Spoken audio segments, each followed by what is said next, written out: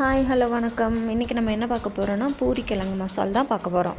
வாங்க எப்படி செய்கிறதுன்னு பார்க்கலாம். இதுக்கு நான் வந்துட்டு ஒரு கப் பட்டாணி வந்துட்டு ஒரு 4 to 5 hours ஊற வச்சு எடுத்துருக்குறேன்.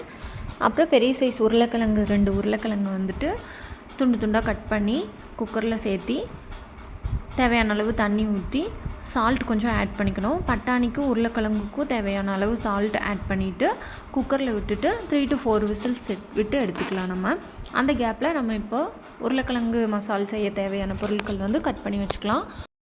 இப்போ தாளிப்புக்கு ஒரு கடாயில் 2 டேபிள் ஸ்பூன் ஆயில் ஆட் பண்ணிக்கிறோம்.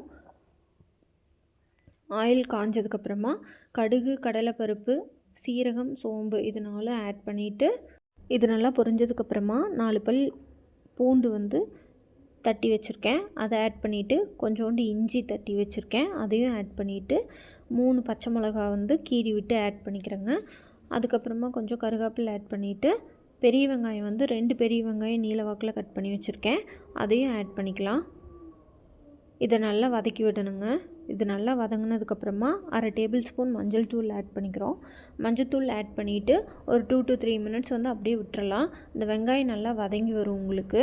இப்போ வெங்காயம் வதங்குறதுக்காக கொஞ்சோண்டு உப்பு ஆட் பண்ணிவிட்டு இது நல்லா வதங்கினதுக்கப்புறமா தக்காளி 2 தக்காளி வந்து பொடி பொடியாக கட் பண்ணி ஆட் பண்ணி வச்சுருக்குறேங்க.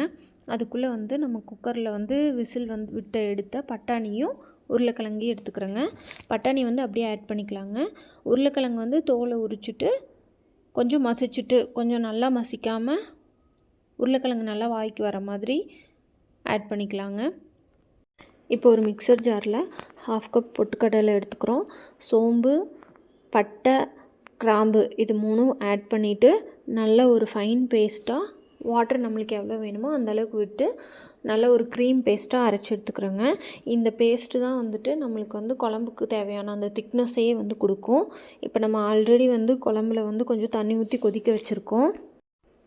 இப்போ நம்ம அரைச்சி வச்சுருக்க பேஸ்ட்டை அந்த குழம்புல ஊற்றி நல்லா அடி பிடிக்காமல் கிளறி விட்டுறணுங்க. ஏன்னா பொட்டுக்கடலை பேஸ்ட்டு ஆட் பண்ணும்போது வந்து பார்த்திங்கன்னா கீழே வந்து அடி பிடிக்கும். இப்போ வந்து நல்லா ஹை ஃப்ளேமில் வச்சு நல்லா கொதி வந்ததுக்கப்புறமா ஸ்லோ ஃப்ளேமில் வச்சுட்டு கொத்தமல்லி தழை போட்டு நம்ம இறக்கிடலாங்க. அவ்வளோதான். இப்போ நம்மளுக்கு பூரிக்கு தேவையான கிழங்கு மசால் ரெடி ஆயிடுச்சு. நான் வந்து ஈவினிங்காகவே வந்து பூரிக்கு வந்து மாவு பிணைஞ்சி வச்சுட்டேங்க. அப்போ தான் வந்து அந்த மாவு வந்து நல்லா அந்த டோ வந்து நல்லா சாஃப்டாக கிடைக்கும்.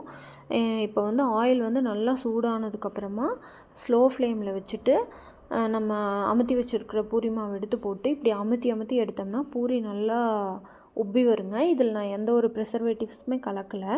பாருங்கள், நீங்களே பாருங்கள் பூரி எப்படி வந்திருக்குன்னு. மறக்காமல் ட்ரை பண்ணி பாருங்கள். எப்படி இருக்குன்னு கமெண்ட்ஸில் சொல்லுங்கள்.